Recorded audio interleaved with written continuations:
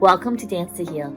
I'm your host, Jenny C. Cohen. Join me as I share stories of how dance and movement can bring healing in a way that is safe and tailored to your life. I'm a cancer survivor, mother of two, and an award-winning performer who found that movement was vital to my recovery. I created Dance to Heal Wellness and also authored the best-selling book, Outside of Recovery, Dancing My Way Back to Myself After Breast Cancer. I will bring new techniques to help you on your dance journey and healing path. Are you ready to move? Dance to Heal starts now.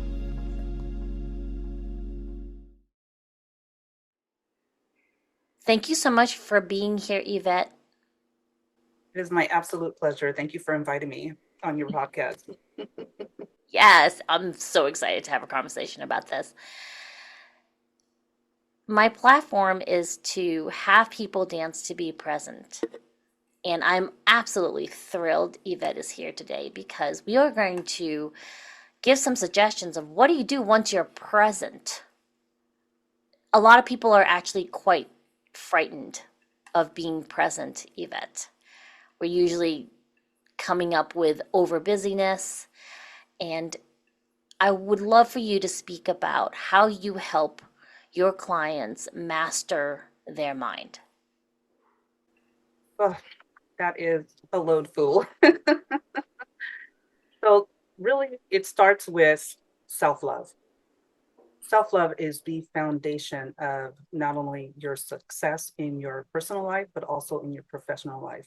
And when you love on yourself, you actually set boundaries and your voice, you're able to articulate things. You use your voice to be able to uh, set those healthy boundaries, and not only set healthy boundaries, but also, to, I lost my train of thought. Well, I love the fact that you were adamant. I could hear in your voice.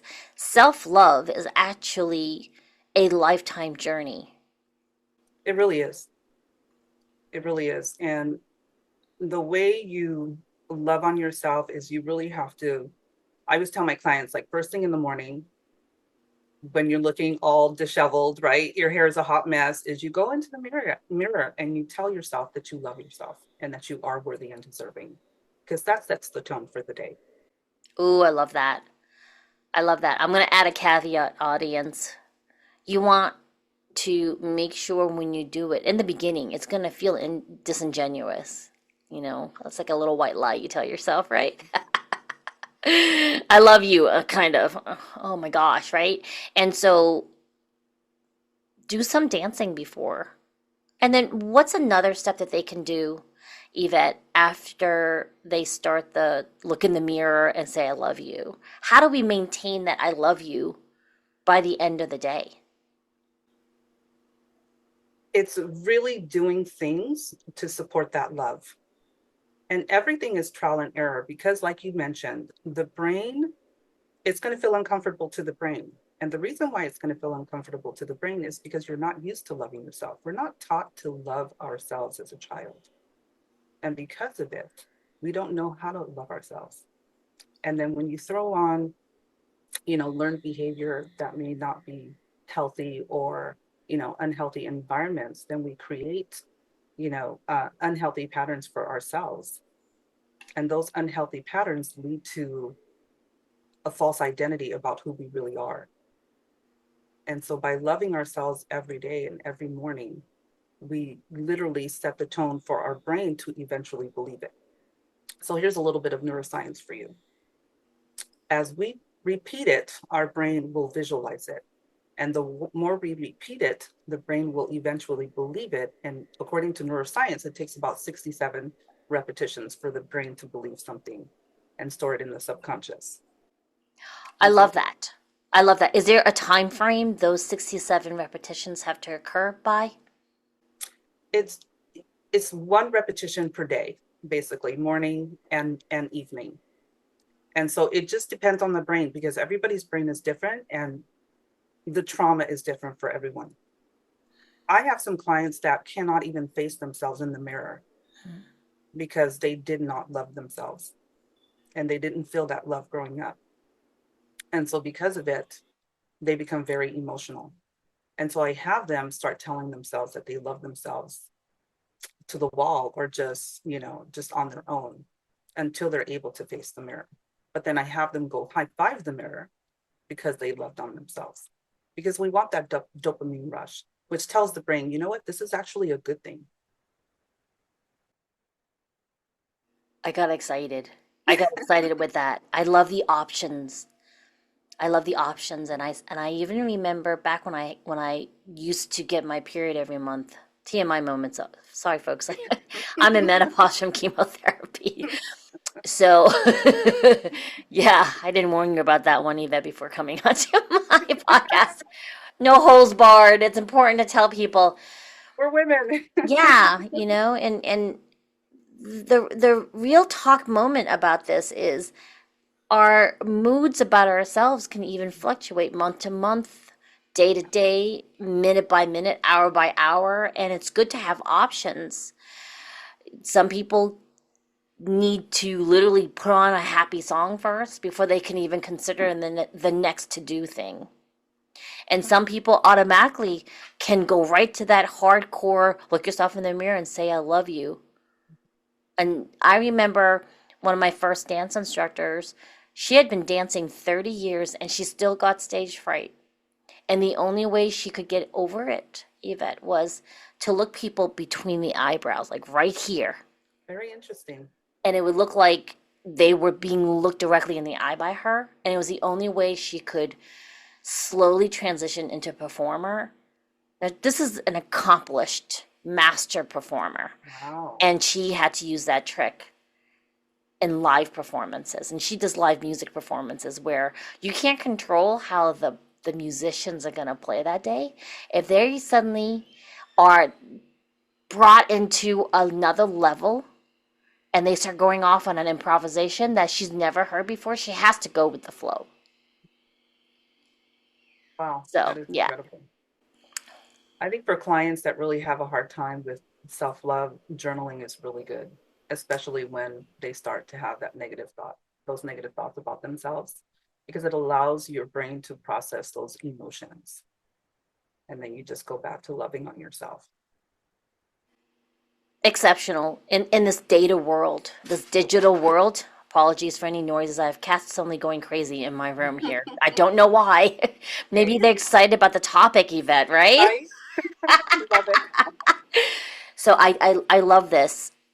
People, I've personally noticed with my clients and myself, the difference between when we're typing notes or self reflection on the phone, computer situation versus when we're literally writing down in journaling.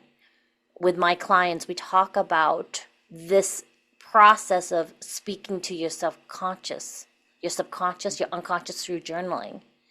Yes. And this is really, they are coming up with a lot of data now. They're researching different parts of your brain light up in correlation to writing and processing.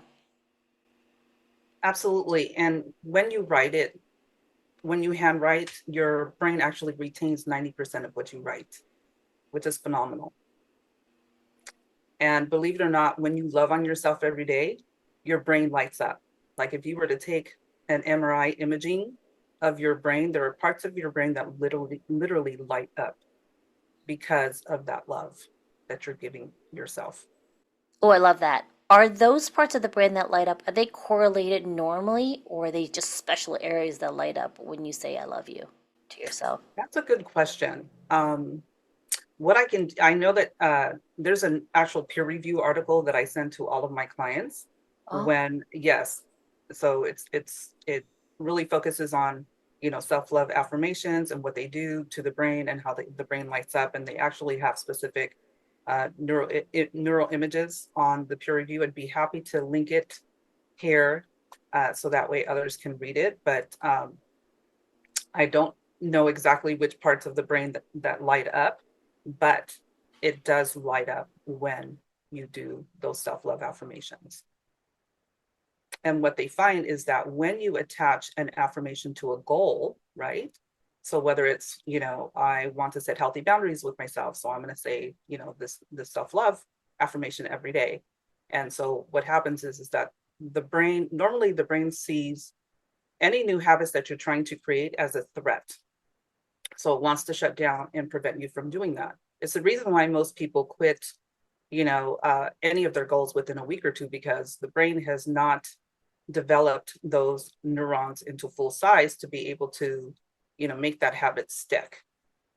And on top of that, it's like wet cement. So once that habit, those two neurons connect, right, to create that habit, the cement is still wet. And so you have to continue that habit until the cement is dry.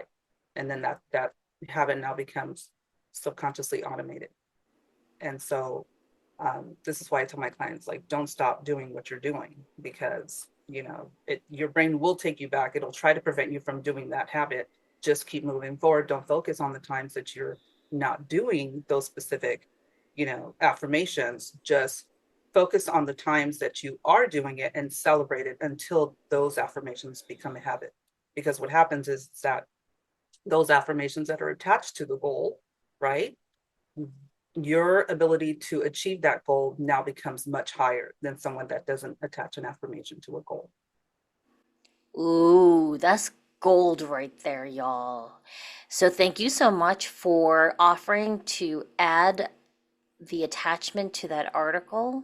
Yes. That's such a lovely gift. Thank you so much, Yvette. Audience, I really would love for you to go to Yvette's website. It's called Designed with a D, DESIGNED within.com. That's exceptional. Here's the thing. For me, I used to shy away from going within because there was so much darkness in there. And this talk of lighting up the brain, dance is one of the few documented things in neuroscience that shows a light up and unification of every part of your brain. We normally like to compartmentalize. I'm doing this and I'm doing that. And that is good and simplification.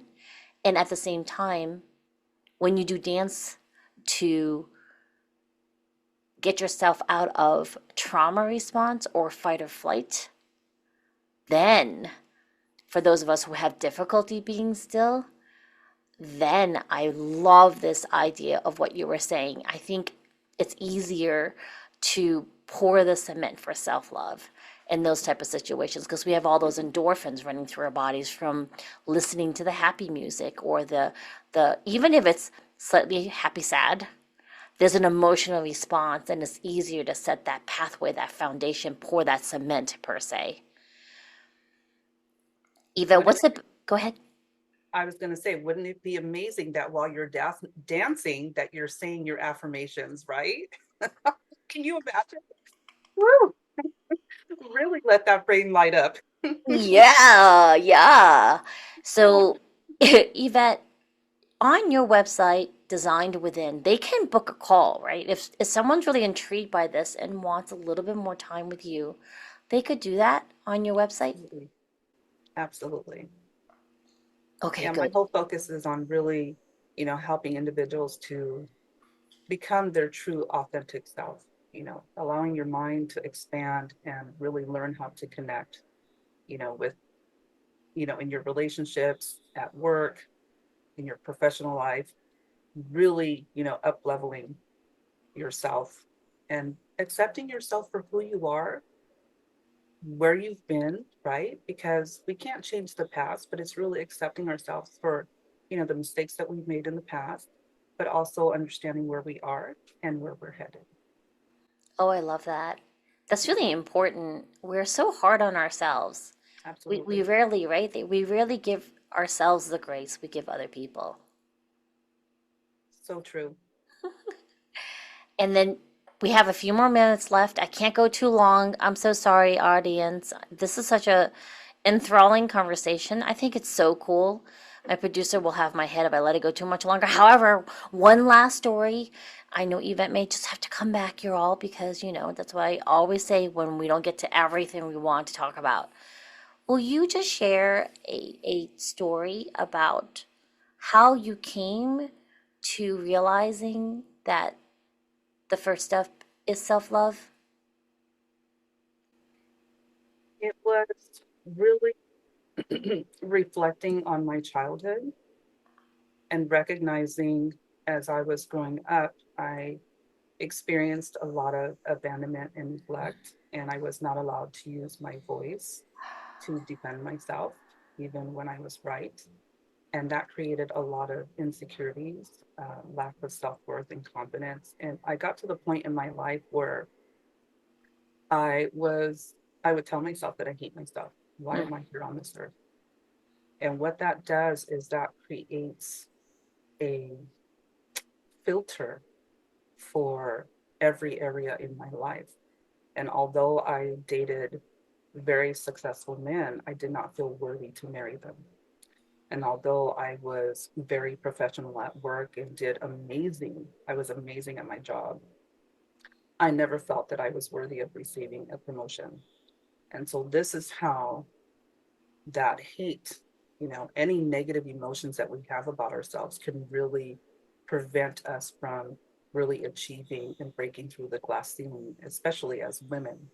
And so for me, just going through my own, yes, absolutely, and just going through my own, self-development journey and doing some research. There's a lot of research on self-love and scientific research that proves that your confidence levels go up, you have better sleep, you're physically healthier, you're more motivated, and your brain literally will set healthy boundaries just naturally, invincible healthy boundaries without you even realizing it, because of that self-love every morning.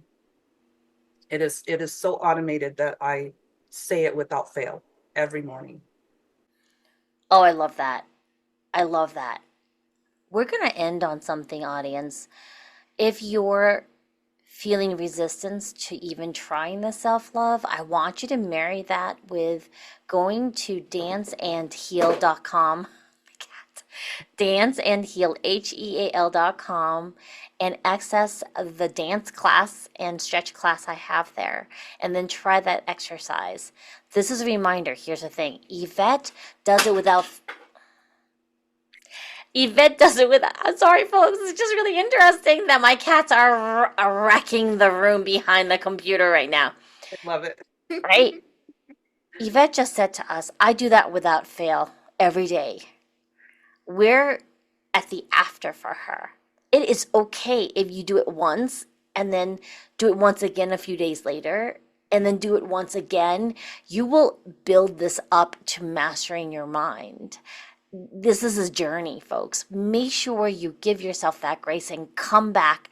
We're going to have you come back, Yvette. I'm sorry. Oh, thank you. I appreciate that. Yeah. All right. So, audience, in the comment section, let us know if you tried this exercise that Yvette is suggesting. Let us know if you need and have tried the Dance to Heal class that's offered, and we will have her back again. Thank you so much for coming, Yvette. It's my absolute pleasure. Thank you for having me. Bye-bye. Bye. Thanks for listening to Dance to Heal with Jenny C. Cohen. Come back next time to hear stories of recovery through movement and learn more ways that you can move your body. To work with me and continue your journey, visit outsideinrecovery.com. Are you ready to move?